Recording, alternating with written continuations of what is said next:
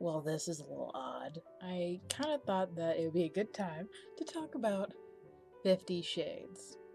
That's right. 50 Shades. Yeah. So, this movie was incredibly strange, in my opinion, as a person who strongly believes in things like safety, consent, among other things like logic. So, when you first see the movie, we get very excited because I am about, for context, like halfway through the third book. I'm almost done. Now, before anybody gets their panties in a twist, um, I'm not super wild about these books, but I have a really strong like commitment when it comes to like series.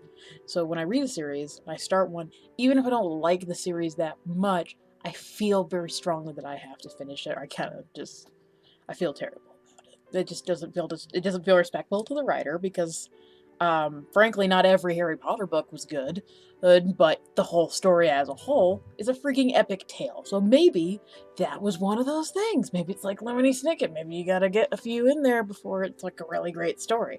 I don't know. And then I thought, a lot of people are weird and off put about smut and adult literature, and I'm really not that off put. I'm really not. It's fine. And it's a question of everything else, like comedy and theater. Is it tasteful? Um, I gotta say, whoever was in charge of cinematography definitely should get an award. That shit was great. It's a very pretty movie to watch. Very pretty. Even filled with A lot of bullshit. A lot. For starters, the contract. Yeah. So the contract, actually, that scene is probably the only scene that book readers have no fucking premise for a problem with, because it's read actually better than I would have thought it would have been in the books. It's like you're seeing their silhouettes, and the only time he flirts with her in a non fucked up way is actually in that scene when he's, commenting on the inside of her thighs and whatever. It's a very, very sexual thing to say to somebody. And if you're making it clear on how much you want to sleep with them and you want to do it in a very loquacious way, you want to do that, that's the way to do it. Um, Especially when, case in point, was that by this point we've taken her to the salon that he owns. We have bought her clothing that is not only designer but is in her size and fits her perfectly. All right.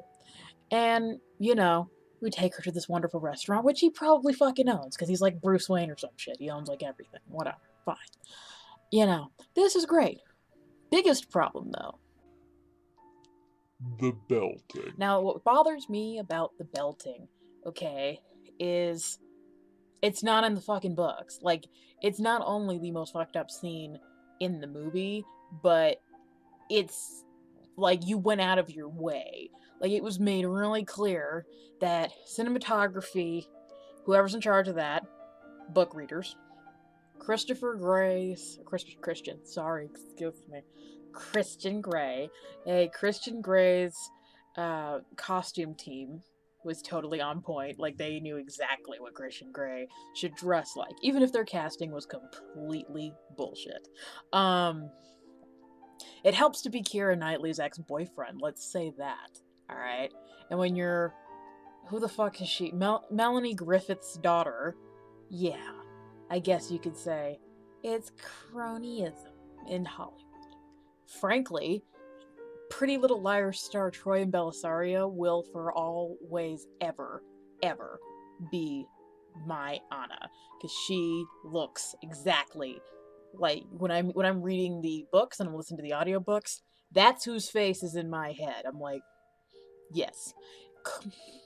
The only person who might be second, maybe Alexis Bledel, because she's got that innocent kind of look to her, and the whole idea is that she's like this 20-year-old fuckwit who's got the same sexual concepts of general adult relationships as a 13-year-old, which I think is fucked up. We must bear in mind this is originally intended about to be Twilight smut, basically. It's Twilight fanfiction. And so bearing that in mind, that whole tortured soul, oh bullshit, because he's, I'm so dark thing is just etched across this movie. But also, I really actually appreciate more that, unlike Twilight, similar reasons that I don't like Twilight, even after reading the books, was I don't like that Bella never stands up for herself, really, and the only time she does, there's like some sort of negative response to it. Like the first time we hear about her punching Jacob in the face because of limitations of that sphere of fiction, and she breaks her hand on Jacob's face. Like, it's like, okay, so is there ever going to be a point where Bella stands up for herself and it turns out to be a fucking good thing? I don't know. Since, who knows, Stephenie Meyer might write more spin-off books. We don't fucking know. Writers, am I right? Anywho, so what's weird is that there's right after the belting happens, he belts her 6 times. They're supposed to count with him, which is very weird. I don't like anything that has to do with the parent-child dynamic. I'm very creeped out. Like, I almost walked out. The only reason I didn't was because my friend had paid for me to go, and that'd be incredibly rude to do. But had I been the one to pay for it, I probably would have walked out, because it's really uncomfortable to watch. If you've ever been beaten as a child beyond what was necessary, and even then I don't think it's ever necessary, but like, you know, if you really got straight up really belted, just like full strength, not, you shouldn't have done it, but like, holy shit, she might have welts. I'm confused. Is there a stunt double for this? Or is she acting? Because this is a really fucking loud sound that we're hearing every time. Anyway, so when that happens, she shouts, you know, like, oh, get away from me, and like refuses to let him approach her. Now this is the only fucking normal response she has in the entire. And she doesn't really react like the way that you would think most people would. It's like, most people would be like, oh yeah, sure, oh, there's like an entire fucking torture chamber in here. You know? And, side note, if we're gonna market this as if it's like the most extreme thing ever, you know? I was like, I've seen, like, pornographic materials. Like, I know what they look like, and I've been a consumer of several types, but just like movies, I like something that's tasteful. It needs to be consensual, I need to be attracted to both people, and so forth.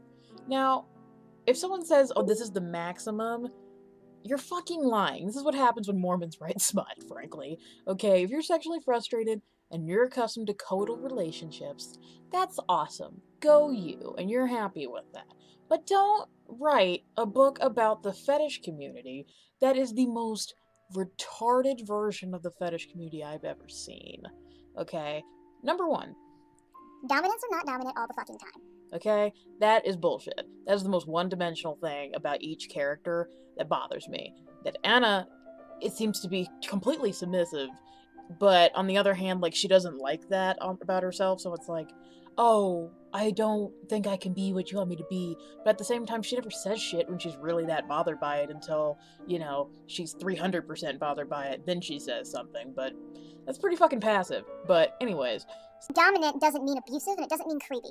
Ladies, if somebody GPS tracks your phone, okay, especially someone you've only met once or twice, and I don't care if you've met them and fucking known them for 20 years, okay? That's not okay. I can't believe I have to spell this out for people, but I've had people actually tell me on Twitter that, oh no, it's fine, it's so great, he loves it so much.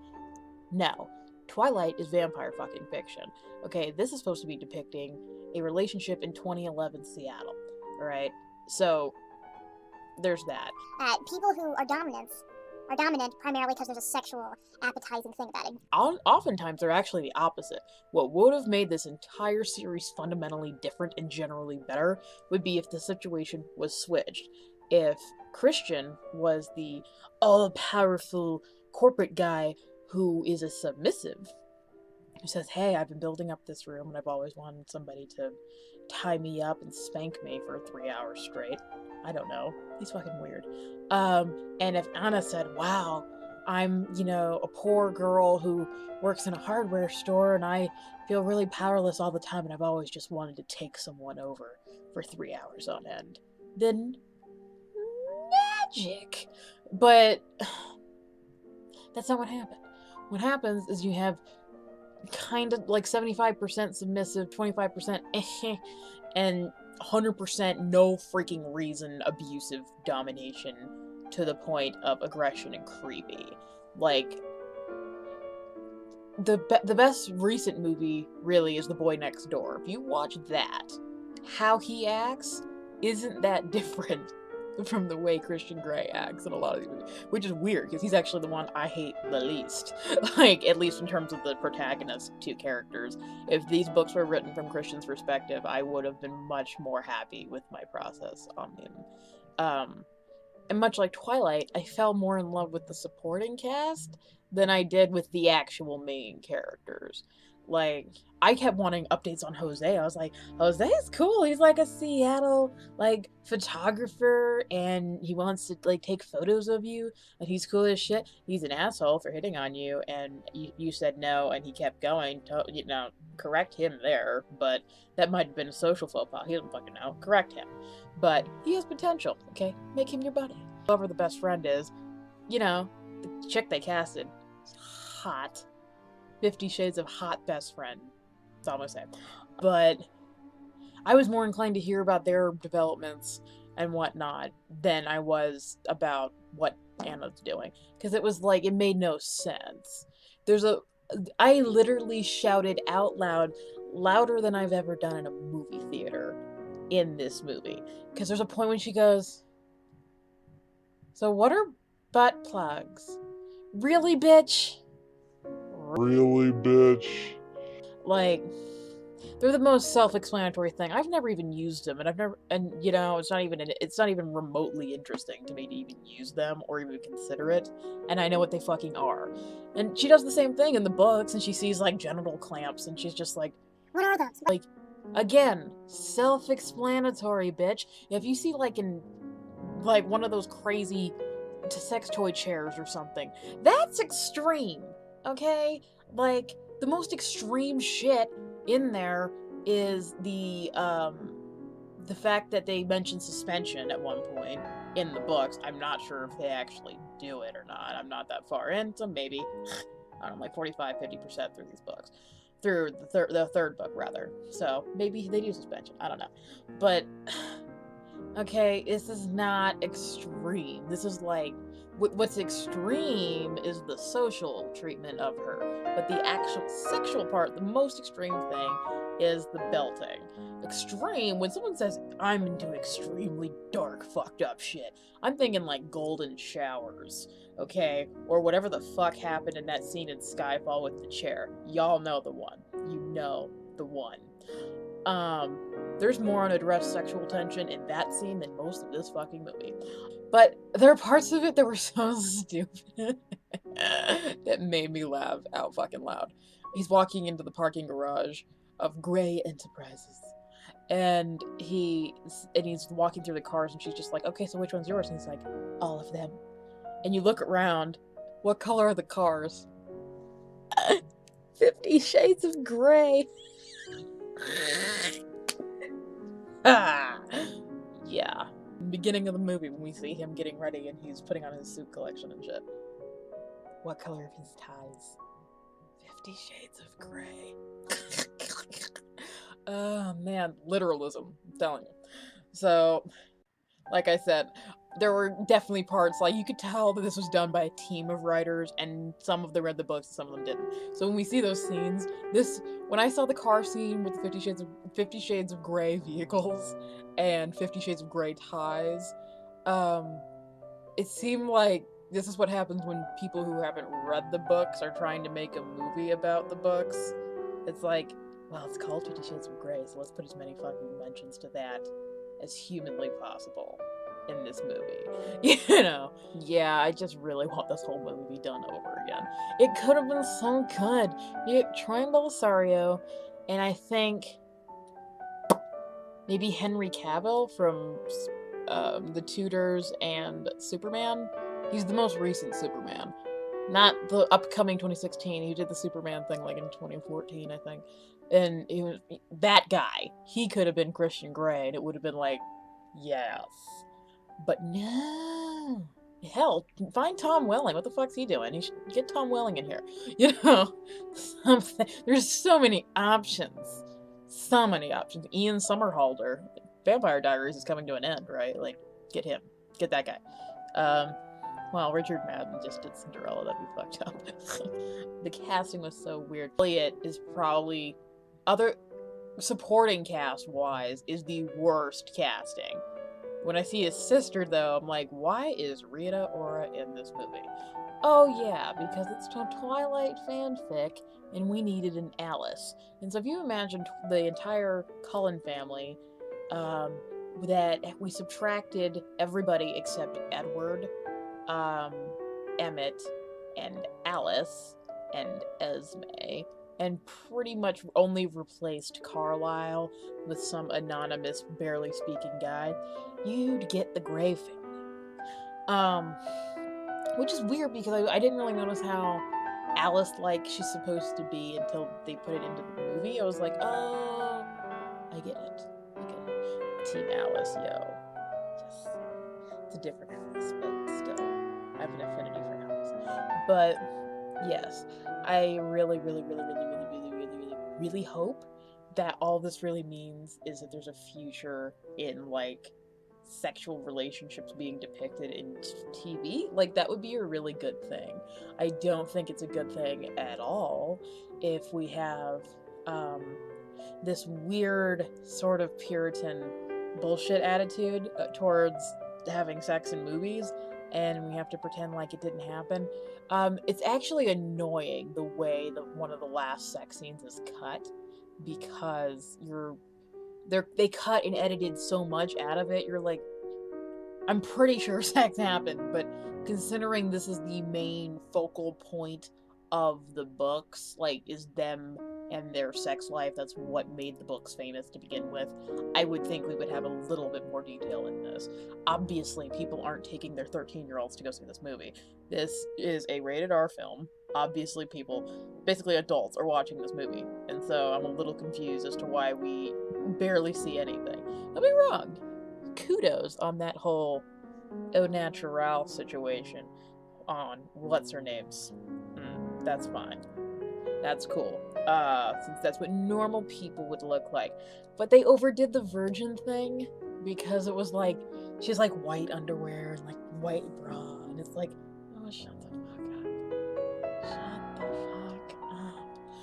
You do not have white underwear with a fucking bow in the middle. Like, come on. Come on. Really. Yeah, the whole thing was so just peculiar.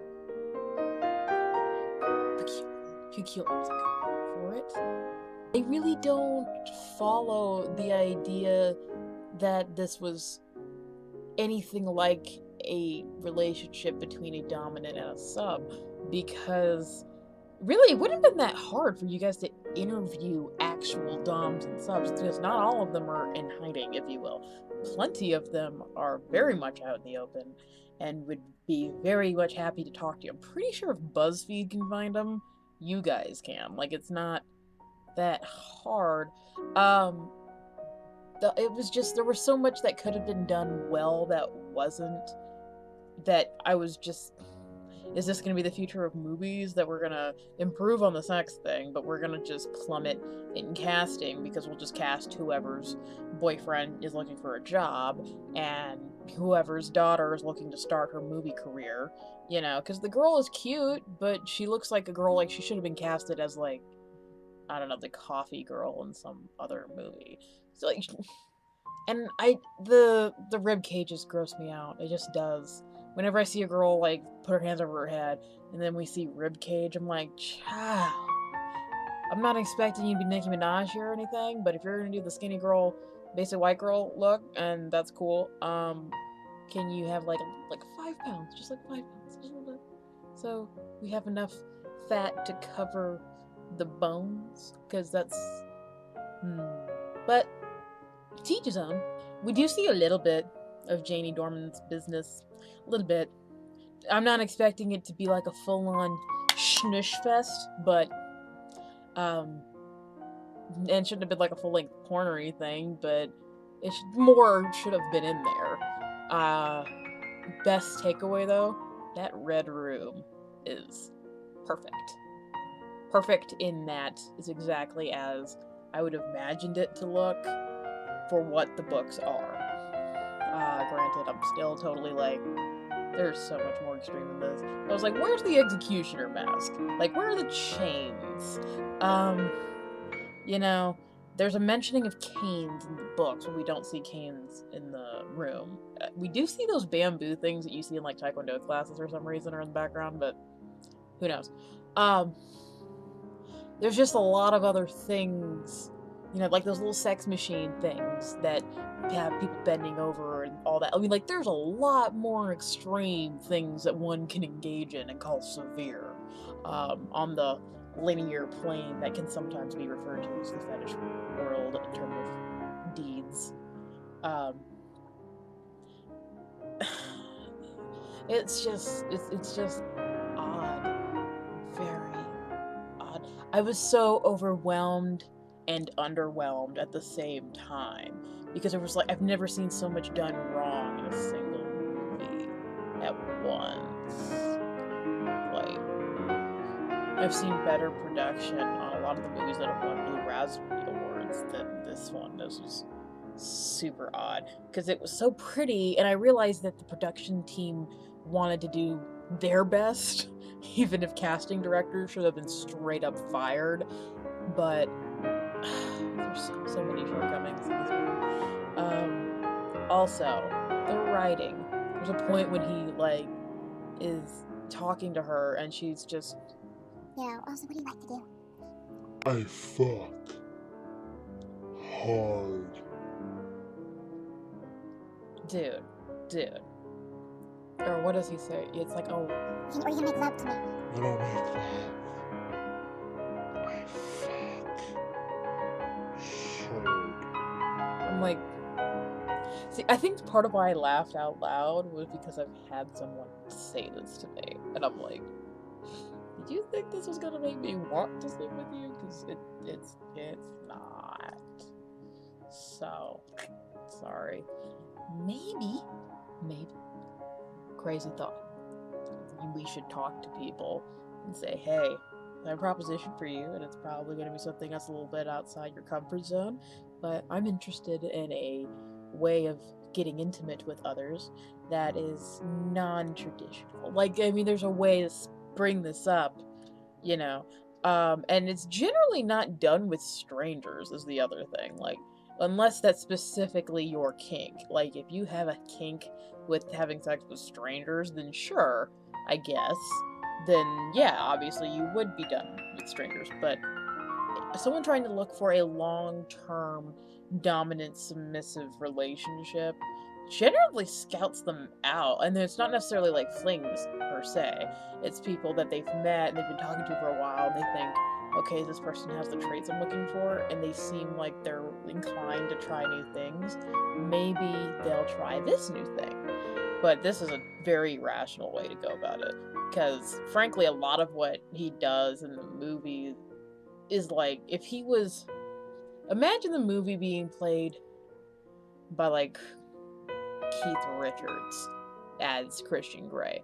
This would be like a fucked up Taken 4 or something. Like somebody starring Jose to save the day.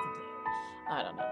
Because just because someone is young and attractive and wealthy magically makes everything else okay.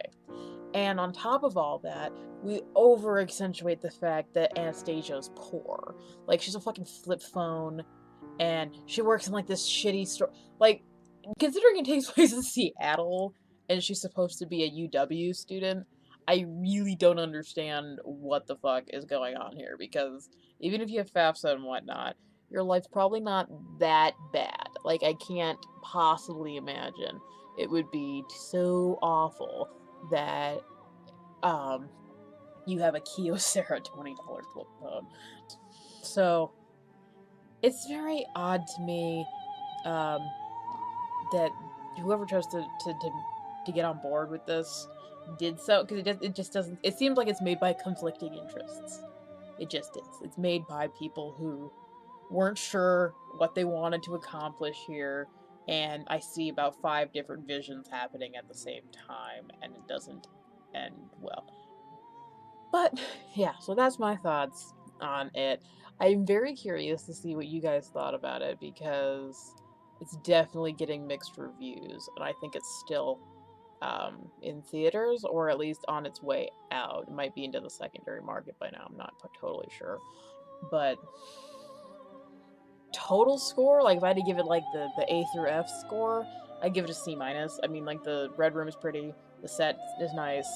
Um, I love the soundtrack. The soundtrack is phenomenal. So maybe a C plus, fine, C plus, because that soundtrack though. Annie Lennox and Beyonce and One Gordita, yes, yes, girl, yes.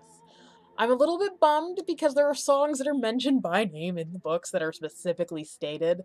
Uh, like Sex on Fire is mentioned in the books as one of the songs that they play. He's got a great affinity for orchestral slash instrumental music, and we barely see that.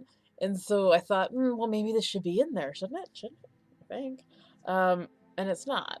And so I was a little bummed by that, but you know, in general, I mean, it was.